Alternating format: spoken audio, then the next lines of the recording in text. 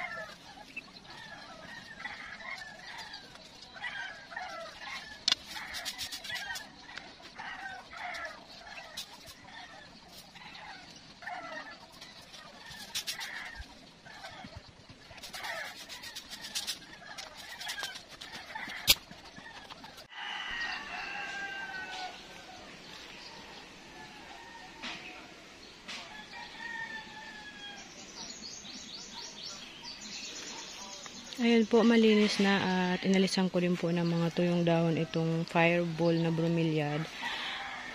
At ayan po, inalis ko po at dito tayo maglalagay po ng ibang halaman na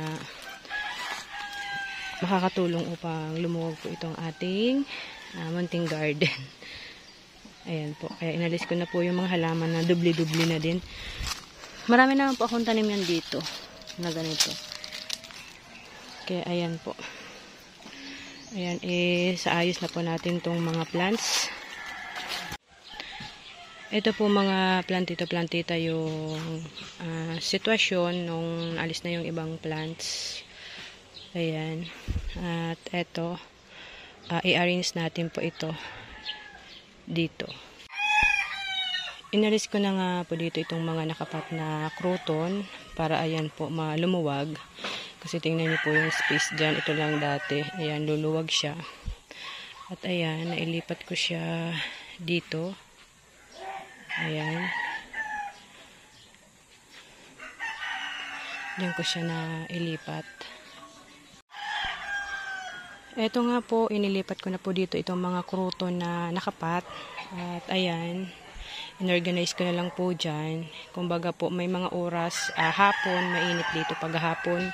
Kaya kahit malaki na itong crouton na ito, itong Revolution crouton, nasa na yung ID nito? Pura na, mayo na, ayan, Revolution, ayan. Kahit ano na siya, mayabong, hindi naman apektado ito kasi bandang hapon ay umiinit naman na dyan. Ayan, nilagay ko na lang dyan itong mga crouton. Inayos ko po dyan yung mga crouton. At ayan yung space na madadagdag. Kasi dati ito lang yung space. Ngayon, ayan, lumuwag.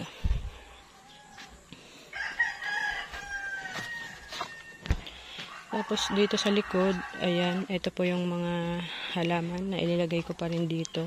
Binawasan ko lang po ng dahon itong palmera para kahit paano ay makareceive pa rin ng init itong mga crouton. Kasi talaga mainit na din kasi ayan, happy ako. Wala nang kahoy ditong pwedeng makaapekto sa kanila, and then wala na ako masyadong wawalisin. Ayan dito. Ayan, hindi pa kasi po naayos dyan. Pag naayos dyan ay ayos-ayusin na lang. Kumbaga ito ay mga dinagdag ko pa lang. Pero ayan, ito na yung plants dito. Tingnan po natin kung mayroon pa tayong pwedeng i-add para mas ma-enhance pa po yung arrangement dito. Kasi gusto po ng asawa ko, alisin na po ito.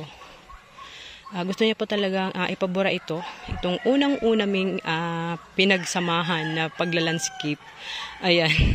Kaming dalawa talaga dyan magkatuwang. Ayan. Bago ko po, ay sabi ko sa kanya, bago natin to alisin, kailangan niya po ay prepare po yung mapaglalagyan. Sabi ko pansamantala, okay na muna yan. Okay naman yung gusto niyang mangyari. Pag binura kasi ito, lalawak talaga itong front garden. Magiging hanggang po doon yung front garden. Kaya talagang hahaba, luluwag yung front garden namin. Pero sabi ko sa kanya, siguro pansamantala, dito muna ito at para lumuwag dito ng kaunti.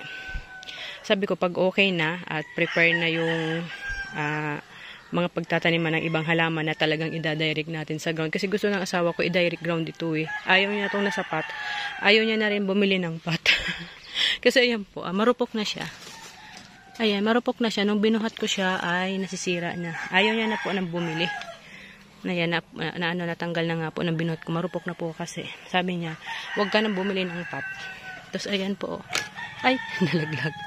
Ayan, marupok na siya. Kaya ang gusto niya pong sabihin ay ma-direct ground siya. Pero sa ngayon sabi ko, ayan, tiyagaan muna natin na ganito. Kasi hindi pa naman prepare yung doon sa dulo na mapapagtataniman. Pero pag okay na po, ayan, update naman ulit po si Plantita Joy. At talaga pong hahaba itong plant. Kasi inalis ko na po dito. Ayan. Hahaba yung plant hanggang doon. Talaga pong luluwag. Tapos, Ayan, kumbaga paunti-unti lang. Maluya ang kalaban. Yung may mga bagay na kailangan ay gastusan para mas proper. Pero meanwhile, ito na po muna. Ayan, saglit lang mga plantita. At mayroon lang akong i-add na kaunti lang para mas ma-enhance pa po dyan sa ayos po na yan. Ayos po dyan. Ayan. Ayan nga po mga plantita. Naayos ko na.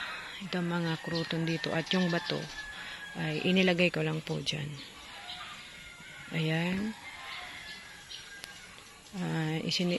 Inad ko lang po yung mga white stone dyan para makadagdag din ng appeal.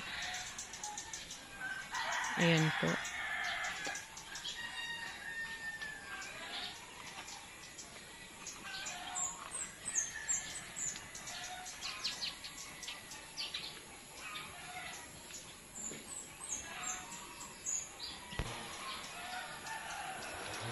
Ayan mga plantita, thank you so much po sa pagsama nyo dito sa content na ito, dito sa episode po na ito ng pag-aayos ko ng mga plants, dito sa pagsasaayos ko po ng garden.